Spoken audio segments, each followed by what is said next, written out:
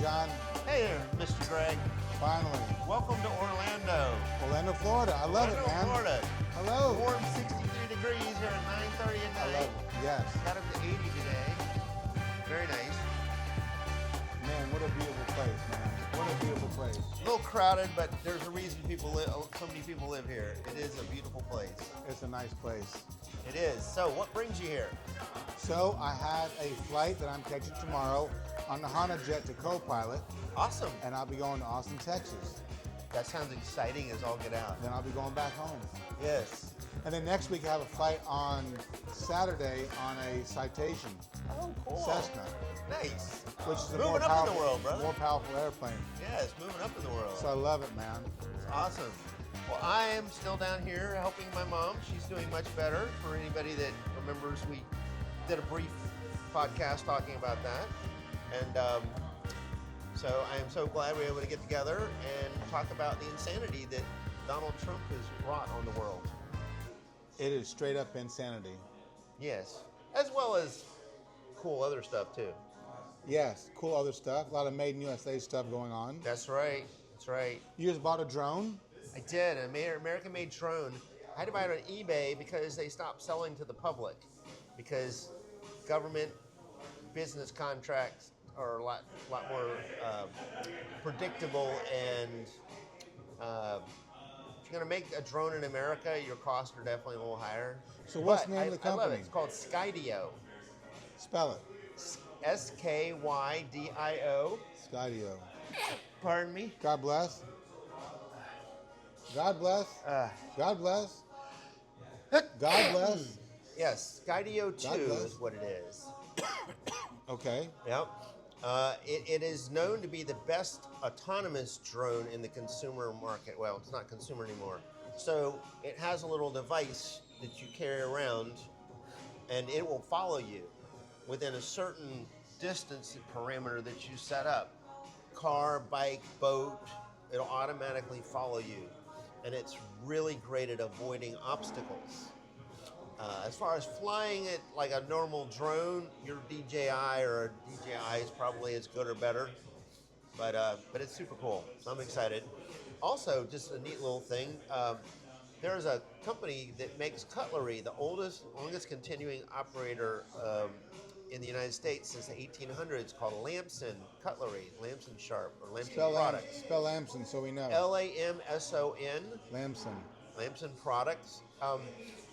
They had a storm that took out their old factory about 15, 20 years ago, and their Premier Forge cutlery, the forging is done in Germany, and then it's shipped over here where they turn it into a knife. I see. Okay. They can't claim it's made in the USA since an important part is made there. So just last week and today, I helped connect them with a company that can do their forging here in the USA. You did? Yes, I Lamson, did. Lamson. You contacted I included them. you in an email if you check your emails. There's a blind copy. Really? Yes. So how did you contact them? Just email? I'm on their email list. It came through, and I just started thinking, and I remembered the Schilling Forge out of upstate New York, and I was like, I bet they could do that. So I called up, left a message. Funny thing, the lady that does their purchasing called me back thinking I worked for the company. And I said, no, I'm just a guy that's interested in this, and here you go, here's the info. And then I called Schilling Forge today. And they're saying, yeah, I think we worked with them a long time ago. And I said, yeah, that would have been before the current ownership or whatever, probably. And so I'm bringing them together, make it in America. Made in USA. That's right. No politics necessary. No politics necessary. Just be an American and support your American companies. They're working hard. It's so much easier to not make the thing and just sell it. Okay, so I have a question then. Yes. Okay, so the Made in USA part is nonpartisan. However, we are very partisan people. We separate Made in USA from politics. So now I'm going to talk about politics a hair concerning Made in USA. So Yes. Here's my question. So then you've got Donald Trump. He's a madman doing tariffs. How do they affect Made in USA products? Here's the thing about a tariff. If you apply it in an effective way for a specific type of thing, it can be very effective. like Harley Davidson motorcycles were literally saved in the 70s by a tariff that Jimmy Carter put on Japanese motorcycles over 750 cc's. They survived. They're here today and strong as ever. Unfortunately, they do import some stuff from Thailand now, but all their real bikes are made here. That's an effective tariff. Tariffs on washing machines or something like that, that can be effective. But when you do a global tariff on everything, the problem is then if you don't have the complete supply chain existing here, then you import all the products that you need to make your product here, and it costs you more than the one tariff that company has to pay to bring a finished product in. So then what you're telling me, if I understand correctly, is the tariffs hurt made in USA factories because they'll have to get their products, Well, they have to get parts from somewhere else. where there are tariffs. Now the parts cost more money. Correct. Now made in USA costs more money. Correct. I understand now. Yes. In fact, the last Donald Trump administration, there's a big deal. Apple computers, the one computer that they make here is their Apple Mac Pro. Very expensive. Well, when the last tariff was installed back when Trump was here in the first generation, they were going to stop making it because by the time they paid all the tariffs on all the parts that they could only get from China, it cost too much. But because they're a big company, they got an exception. And this is the thing. Donald can give you an exception. If you kiss his ass. If you kiss his ass. He does these tariffs for power and manipulation. That's all it is. Why do you think he threatened to put tariffs on Canada and Mexico when he first came in? And then, lo and behold, oh, they'll work with us, they'll kowtow to us. So he stops. You got me crooked, buddy. There you go. All right. How's that? There we go. That looks good. All So there you go. Live action. That was like a live action change there. That was pretty exciting. You like that? I like that. On the fly. Yeah, man. Yeah. It's a better angle. Yeah. Oh, no doubt. It's good. Right. It's good. It gets more of the cool stuff. Right. So let me get right here. And make it better. So, anyways, so that's that's the essence of it. I think tariffs are an excellent tool if used in the proper way, but he doesn't know what he's doing other than I can manipulate and use it as power. So the way Donald Trump controls people is they're afraid of him. He's a bully. You do something he doesn't like, and he either disconnects you from everything having to do with him or comes up with some stupid nickname, Sleepy Joe or whatever. He's a bully. He's a bully. He's a bully. Straight up bully. Ironically, he doesn't do the physical. I mean, he never really does the hard stuff. He always has his lawyers and all these other people that always enforce everything. So, but I mean, it's sad what's going on. So, one of our star subscribers wanted me to talk about, sent me an article today, and it's on your phone, and if you could open up your phone, Yeah. so we could talk about this. I want to Yeah. ask you a few questions about it. All right. So then this is from The Hill. Peter Baker's Peter Baker, exactly right. So our number one star subscriber sent this to us. And so it says, New York Times reporter Pete Baker says Trump handling press like Soviet Kremlin. And there's actually another article that talks about how he's doing things that are exactly the way Putin did things in 2000. Yes. Well, this is the way he handled it regarding the press. But she did have another one. There was a news broadcast. Yes. That actually talked about how the way he is setting things up. It was like Putin did when he wanted to take over complete control and become president for life. All right? If you set everything up where you control the courts, you control everything about the government by your appointees. And I mean, he doesn't do anything. He has control. The Republicans have control of the House and the Senate. He doesn't do things that way. It's too slow to actually do it the way the system's designed. So he does executive order on everything. Now, to be fair, not that I want to be fair to little Donnie, however, wouldn't you say that other presidents in the past, both Republican and Democratic, they used executive orders to get things done. Yes. More and more, it happened more and more over the 21st century. It was a very rare thing in the 20th century. But starting with Bush W., it happened. Then Obama took it to the next level because it helped us get out of the recession quicker. In fact, one of my big complaints on American Made is the Federal Trade Commission, their definition of what constitutes made in the USA.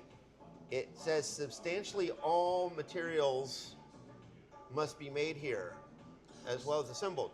That was lightened up a little bit coming out of the recession, and it was good for American manufacturing because we let so much supply chain go. But anyways, we have kind of limited time, so we'll go back to the press and the Trump stuff. Yeah. So then, it seems like to me, even before I read this article, that Trump gave Putin a phone call and said, "Hey, how'd you do it?" Right. And Putin says, "Here's how I did it. 1, 2, 3, ABC." Yes. And little Donnie says, "Okay, perfect. Do you mind if I copycat you?" "Yeah, no problem. Just as long as your interests align with our interests. Right. They're We're bros. on the same page." They're bros. They're bros. Just like, look at the Zelensky meeting. What am I looking at here? Oh, I was sorry. That was where I meant to have it. Okay. The article. So yeah. So then it just seems like Trump's going down the same path He's trying. that Putin went. He's trying. We have a much longer democracy that I think has much more likely ability to withstand it. The midterms in 2 years also, if enough people realize what's going on and they come out and vote, that can strangle his power quite significantly. Where's Lindsey Graham on this? It seems like he's Unfortunately, caving. right now, he wants to stick to power. He'll sit there and be critical until it matters, and then he'll just kiss his ass. I think if John McCain were around, he'd choke John him. would not. He'd John choke. would choke him. He would choke Lindsey Graham. Yeah, he said, Yeah. "What the hell are you thinking?" He was one of the last real Republicans that actually stood up. Yes. And, well, he knew he was dying when he did the thumbs down on the killing the Health Care Act, but Affordable Care Act. But I mean, I think he would have stood up for things like right now. A Republican will only stand up and say the truth if they're not running for office anymore. If That's they're true. retired. So whether it's generals or whatever it is, retire. If you're retired, they'll tell the truth. Outside of that, we got to kiss ass. So then I remember. Think about the poor military. They got Hegseth, this guy, a weekend Fox News anchor, ex-Marine, wasn't a great Marine in any way. Did not stand out in any way. I mean, Pete Buttigieg has a much more impressive military background and record, and he's a Rhodes Scholar. Lend me some Pete Buttigieg. He's great. He's my boy. Yeah. I mean, I think he should run. I mean, everybody worries about the fact he's gay and is married to a dude, but I mean, like, I don't think that's that big a deal anymore. I mean, it's not like it's just the what's the acronyms for? We got LGBTQ plus this 25. He's just the LBG part. He's just G. He's just G. He's just G. He's just gay. He's G'd up. He's just G'd. He's G'd up. Who cares, Who man? cares? Who cares? Who cares? It doesn't matter. I don't. Yeah. Pete, I mean, we're inviting you to our podcast. You can come here whenever you want. Yes. You're welcome. And bring your husband along. What's his name? I'm trying to think. Chaston. Chaston. Bring Yeah. Chaston too. Yeah. And bring your kid. Bring your kid. It's a family podcast here. We aren't cursing at all tonight. That's right. We might sometimes. You know what? I want to take this time to invite Lil Donnie. Yeah? Why not? If he's got the balls to come on our podcast, which he'd probably be afraid to. He wouldn't do it. He said we wouldn't kiss his ass enough. So, who went on Joe Rogan the other day? I mean, what? Wasn't Elon Musk. on there again? Musk. He was on there again. For 3 hours. Yeah. Tell me what's going on there. I didn't watch any of it. I like Elon's companies. I think what he's actually wants to do with Doge conceptually is good, but I don't think you can run a government like you run a business. Like what he's trying to do are the things that have been effective in his businesses. You know, this thing where give us a list of 5 things you did last week that justify your job. You can do that in a private business. You can't do that in a government. Well, here's the thing. Here's the thing. The managers already know what 5 things people have done last week. Why? Because their computers are monitored. They know what's going on the computers. Yeah. They know. Well, to be fair on the computer side of things, the government is way behind in their computer systems. But they still know what's going on. Yeah. But anyways, I find it interesting that Joe Rogan was, the reason he went on Joe Rogan, I believe, was because Joe Rogan was starting to question the Trump administration and some of the stuff they were doing. And so I think he went on there to calm that down because Joe has such a big outreach. But you know, the number one podcast anymore is called Midas Touch. It's a more Democrat-leaning, centrist Democrat, left-leaning. Midas Touch. Yes, we should try to get on there. I think we'd be good guests. Anyways, so yeah, but I don't know. Here's a weird thing. Like, I'm a big Bill Maher fan, and he had Fareed Zakaria on his show last Friday, and then Fareed did a little interview with him, which he put on his X thing, a YouTube channel, and one of the things they were talking about was the last Trump administration. Bill was like all stressed out about this and that. Now he's like, I hate it. He's a bad guy. I have a great life. I'm not gonna let myself be stressed about it. Right. So I mean, that's my approach. I don't have any kids, right? You don't have any kids. So like, we're gonna be fine. But the future of the country could be a little iffy. And if you had kids, you know, you got to watch out. I can say one thing. Trump is so self-centered. He doesn't care about anything but him. I can tell you one thing for sure. My friends in Germany are laughing their asses off right now. They're laughing their asses off. The rest of the world is. Trump says, ooh, we're respected now. We're respected in like 4 countries. China, Russia, North Korea, and Russia. And maybe Iran. And Iran. Yeah. They're the only places we're respected. Everybody else, they think we're laughing stock. All right, enough of that. Yes. Let's leave on a good note. Absolutely. What good note you want to leave on? My mom's improving, doing better. We have Mom number 1. Yes. So that's good. I don't know. What about you? You were excited about your pilot future here? March 17, I have sim in Greensboro, Honda Jet. I'm studying hard for it. Someday he's going to get me on a Honda Jet. That's right, man. I'll be a guest. I'll get to fly as a guest or something. That's right, man. Maybe. I don't know how that all works. I'll take off and you take over. Yeah, I'll let the computer fly. I mean, the plane fly. Oh, how about tell them about my Tesla drive today? Yes. 2 years ago, his car drove like a drunk person. Now it drives like a priest. Pretty much. As long as the navigation's working. Right. Yes, we had one little oops. The navigation was off. There we go. All right. So that's that, right? Yes. All That's right. fun. So thank you very much. We had a nice dinner. Where was that? We had the nice dinner with that wonderful waitress. The Stubborn Mule. What was the excellent waitress there? Isabel. Isabel. Yes. Very cute girl. Very nice. Did a great job. Hispanic. Cheers. Bye. Bye-bye. Bye.